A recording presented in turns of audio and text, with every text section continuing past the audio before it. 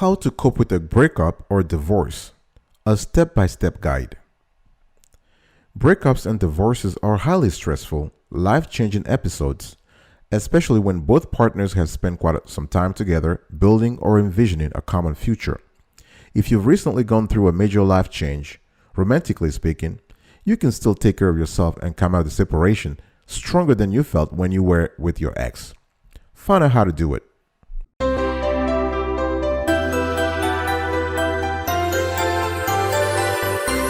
Welcome back, folks, to another edition of Sweetie Kiwi. How are you doing today? I hope you are doing fantastic. I'm doing marvelous if you're to ask me. And if you are doing as great as I am, go grab a cup of coffee or tea or vodka and let's roll. Today, I want to talk to you about how to cope with a breakup or divorce, giving you a step-by-step tutorial. Number one, take the time to grieve the loss of the relationship. Remember, the grief is a natural reaction to loss, right? And the breakup or divorce of a love relationship involves multiple losses. I'm talking about loss of companionship, right? Souvenirs, shared experiences, which may or may not have been consistently pleasurable. You have loss of support. This could be emotional, it could be financial, it could be intellectual, it could be social. You have loss of hopes, plans, and dreams, which can be even more painful than practical losses. So if you allow yourself to feel the pain of these losses, this has a healing element, even though it is scary. You may fear that your emotions will be too intense to bear, or that you'll be stuck in a dark place forever. Remember, though, that grieving is essential to the healing process. It is quintessential. It is the cornerstone of the healing process, because the pain of grief is exactly what helps you let go of the old relationship and move on.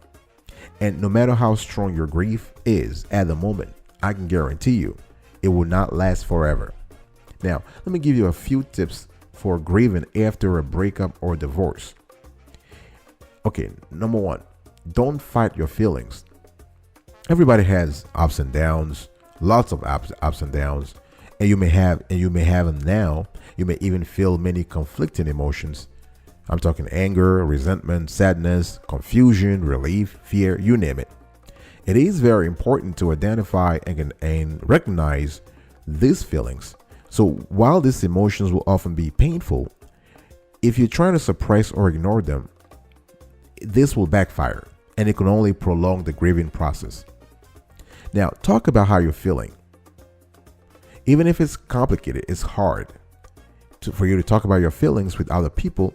It is critical to find a way to do so when you're grieving. So knowing that others are aware of your feelings will make you feel less alone with your pain and will help you heal.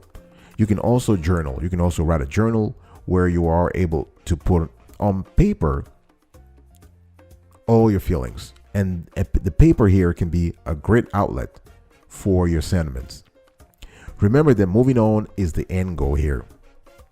You may talk about your issues, you may talk about your problems, but it is important not to dwell on the negative feelings or to overanalyze the situation.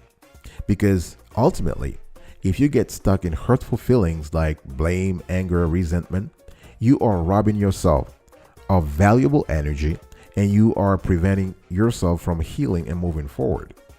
The end goal again is moving on. You have a goal, you have a GPS, and the GPS is driving you, is steering you to an end goal. Always remind yourself that you still have a future. Regardless, it is very complicated. We are humans. Breakups and divorces and separations, they sort of hit you like, oh, wow, I didn't see it coming, or I saw it coming, but I wasn't sure it was going to happen that quickly. And you might be thinking that, oh, this is the end. No, you still have a future. So when you commit to another person, you create many hopes and dreams of a life together, right? So after a breakup, it's hard to let these aspirations go. So as you grieve the loss of the future you once envisioned, be encouraged by the fact that new hopes and dreams will eventually replace your old ones. Know the difference between a normal reaction to a breakup and depression. Now, grief, as we all experience it, can be paralyzing after a breakup. But after a while, it depends on everybody. Some people it's 3 months, 6 months. It can be 3 weeks, it can be 1 year, it can be 10 years. But after a while, after that period, the sadness begins to lift. Day by day, gradually, little by little, you start moving on. However, if you don't feel any forward momentum, you may be suffering from depression. And in this case, you want to contact a specialist. Don't trying to do things on your own. Contact a specialist. Helping your kids during a breakup or divorce.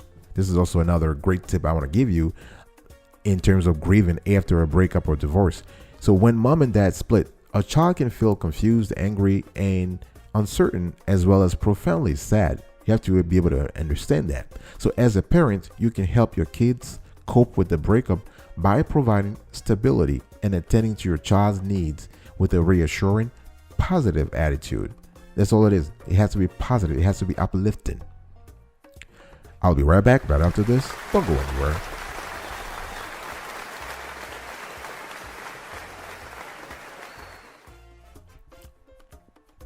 Welcome back, folks, to another edition of Sweetie Kiwi. We are still having a conversation here around how to cope with a breakup or divorce, and I'm giving you a step-by-step guide. So in the first step, I told you to take the time to grieve the loss of the relationship. Now let's talk about reaching out to others for support. That's step 2. Step 2, reach out to others for support. If you love the clarity and the quality of the content so far, please consider subscribing to our channel and turn on the notification bell, because we drop this kind of shows every single day. Not necessarily on this particular topic, but we drop shows every single day, rain or shine, and you want to be in the loop as soon as we drop a show that attracts your interest.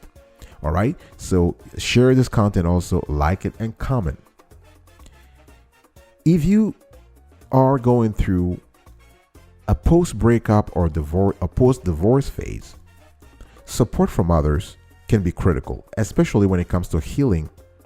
You might feel like being alone, but if you isolate yourself, this is making it more difficult. So don't try to get through this on your own. I don't care how strong, how intellectually, mentally, spiritually, psychologically strong you think you are. It's always good to have help around. So there are several ways you can do this. You can connect face-to-face with trusted friends and family members. Those will always be around for you.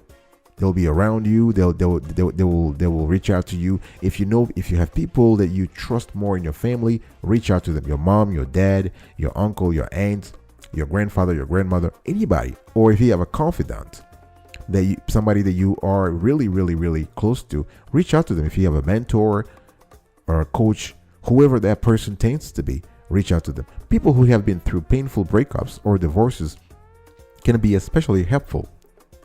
They know what it is like, and they can assure you that there is hope for healing and new relationship. So frequent face-to-face contact is a great way to relieve the stress of a breakup and regain balance in your life. So what I'm trying to say here is that don't just do this on the phone. You want to meet the person face-to-face. You want to have a conversation in a live environment. You want to laugh. You want to touch the person. You want to be able to laugh, cry on that person's shoulder, whatever it is. Express your feelings in a live manner. Spend time with people who support, value, and energize you. Now is the time, after a breakup or a divorce, to surround yourself with people who are uplifting you, people who are lifting you up. You want to ditch all the naysayers, all the fake friends, all those people who you used to help back in the days, but now that you need them, they're not responding to they're not picking up your phone calls. Ditch those. Surround yourself with the good people, with the positive vibes, right? Choose very wisely.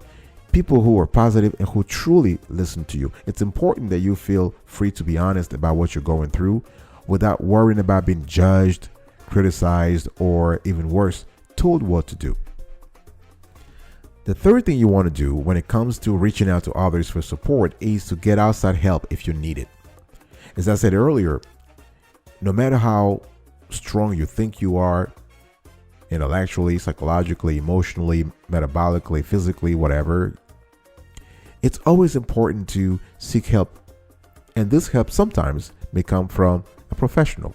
So if reaching out to others does not come naturally, consider seeing a counselor or joining a support group. The most important thing is that you have at least one place where you feel comfortable opening up. Another thing you can try to do when it comes to reach out to others for support is to cultivate new friendships, right? Because what happens is that once you divorce or break up, the social entourage, the social circle that you and your ex have built together, that crumbles too. It just evaporates. So you keep your friends, he or she keeps his or her friends, and that's it.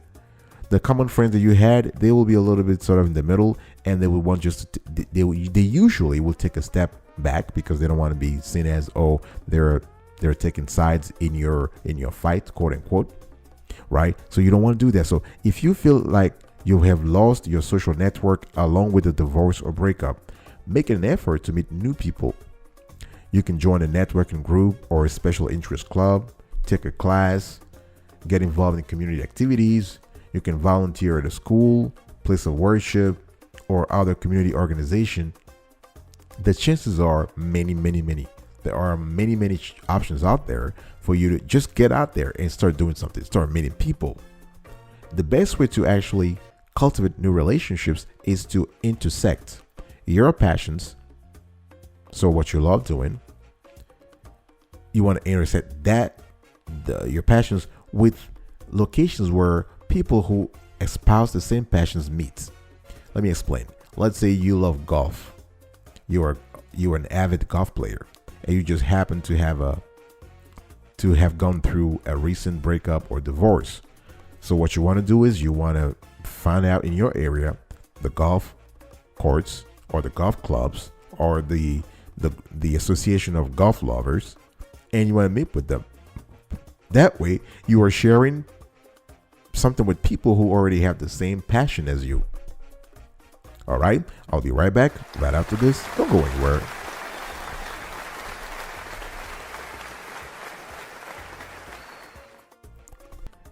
Welcome back, folks, to another edition of Sweetie Kiwi. We're actually having a conversation here around how to cope with a breakup or divorce, and I'm giving you a step-by-step guide.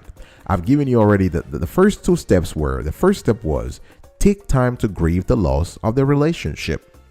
Number 2, reach out to others for support. Step number three, take care of yourself after a breakup. This is quintessential. This is the pillar of your recovery. You gotta take care of yourself. You are the commander of your own soul, of your own body, of your own mind. So let me give you a little bit of background here. So what are the self-care tips? How can you take care of yourself after a breakup? Make time each day to nurture yourself. Spend time with good friends. Listen to music. Enjoy a hot bath. Get yourself comfortable. Read your favorite book. You want to savor a warm cup of coffee or tea or vodka. I'm not advocating alcohol consumption here, so but you get the point. The point is to help yourself heal by scheduling daily time for activities you find calming and soothing. Pay attention to what you need in any given moment and speak up to express your needs. Now, it's very important that if you believe that you are right and you believe that something is right for you and best for you, say it. Say yes. If you think it's the opposite, say no. And don't do this. You do this freely in an open-minded way without guilt or angst. Stick to a routine because a divorce or relationship breakup can disrupt almost every area of your life. It can even amplify chaos, uncertainty, or feelings of stress. So if you are able to forge a new routine, a regular routine, that will gradually provide a comforting base, a comforting sense of structure and normalcy and consistency. And that's what you need. You need to have something that keeps on going and going and going and going and never changes. You need to solidify your psychological base here. You need to solidify your cognitive basis here. And to do this, another thing you can do is to take a time out. Try not to make any major decisions in the first few months after a separation or divorce. Don't start a new job. Don't move to a new city. No, you want to have some sense of normalcy. If you can, wait until you're feeling less emotional so that you can make decisions with a clearer head. Avoid using alcohol, drugs, or food to cope. We've covered the topic of emotional eating at length in other shows, and you might want to double check those shows. They were very popular. Our viewers loved them. And the thing here is that in taking care of yourself, you got to take substances that reinforce your metabolism, right? You want to get away from any substance or any element that destroys you. So avoid using alcohol, drugs, or food to cope. When you're in the middle of a breakup, you may be tempted to do anything to relieve your feelings of pain and loneliness, right? However, using alcohol, drugs, or food as an escape is unhealthy and destructive in the long run. It is therefore very important to find healthier ways of coping with painful feelings. Another way you can take care of yourself is to explore new interests. Remember, a breakup or divorce is a beginning, but it's also an end. So you can take an opportunity to explore new interests, fresh activities, fresh passions, pursue fun, new activities so that you have a chance to enjoy life in the here and now rather than dwelling on the past. You deserve to be happy. You deserve to enjoy life. And I'm not talking about life 10 years from now. You deserve to enjoy life in the here and now. In the hic et nunc. Here and now. All right? Now, making healthy choices. Eat well, sleep well, and exercise. Those are very important because when you're going through the stress of a divorce or breakup, healthy habits easily fall by the wayside. So you might find yourself not eating at all or overeating your favorite junk foods. Now, exercise might be harder for you to fit in because of the added pressures at home, and sleep might be elusive. But all of the work you're doing to move forward in a positive way will be useless and pointless if you don't make long-term healthy lifestyle choices.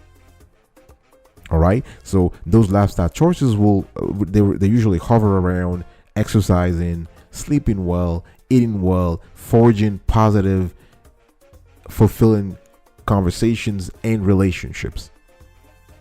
I'll be right back right after this. Don't go anywhere.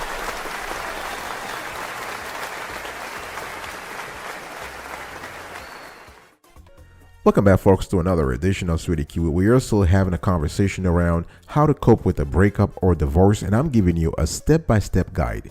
And this is the last step here. I've given you already 3 steps. Now let's move on to the step number 4. Learn key lessons from a breakup or divorce. Now, when you are in the middle of a breakup or divorce, or just right after that, it is sometimes difficult to see the lesson, to see the test. Now remember, in times of emotional crisis, there are opportunities to grow and learn. You might be feeling nothing but emptiness at the moment. You might be feeling sad, but that doesn't mean that things will never change. Try to think of this period of your life as a time out, a time for sowing the seeds for new growth. You can emerge from this experience knowing yourself better and feeling stronger and wiser. Now, before you can fully accept a breakup and move on, you got to understand what happened and acknowledge the part you played, because people always say, "Oh, it was his fault, it was her fault." No, if you have, because a marriage is ultimately a contract, and if there is a breach of contract, it's never one dimensional. It's never one way. It's always 2 ways. Now, you might be telling me one part bears more guilt than the other. Okay, that's debatable. We can talk about that. We can talk about this all day long or all night long. However, whether it is 30%, whether it is a 60-40 or 70-30 or 80-20 split, even 20% is still accountability, is still responsibility. So the more you understand how the choices you made affected the relationship, the better you'll be able to learn from your mistakes and avoid repeating them in the future. Right? Some people go through life having 3, 4, 5 marriages and they never learn. So if you don't learn, you are going to repeat the same mistakes. Now, some questions to ask yourself. You want to step back and look at the big picture. How did you contribute to the problems of the relationship? Do you tend to repeat the same mistakes, or do you choose the wrong person in relationship after relationships? You want to think about how you react to stress and deal with conflicts and insecurities. Going forward, could you act in a more positive, constructive way? You also want to consider whether or not you accept other people in the way they are, not the way they could or should be, the way you would want them to be. You can also assess your negative feelings as a starting point for change. Are you at all in control of your feelings, or are they in control of you? The thing here is that you got to be honest with yourself during this part of the healing process, because nobody's judging you. You are with yourself. It's you and you and you. It's myself, I, and me. It's whatever people say sometimes. So it's you. So the strategy here is not to dwell on who is to blame or beat yourself up over your mistakes, right? As you look back on the relationship, you are in a position where you can learn more about yourself, how you relate to others, and the problems that you need to work on. So if you can objectively, dispassionately, quietly examine your own choices and behavior, including the reasons why you chose your former partner, you'll be able to see where you went wrong and you can make better choices next time, which is the ultimate goal here. All right. So here is the just kind of quickly recap to this conversation. We are at the end of the show, and how to cope with a breakup or divorce, a step-by-step guide. I gave you 4 steps in today's show.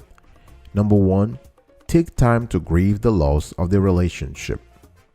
Number 2, reach out to others for support. Step number 3, take care of yourself after a breakup.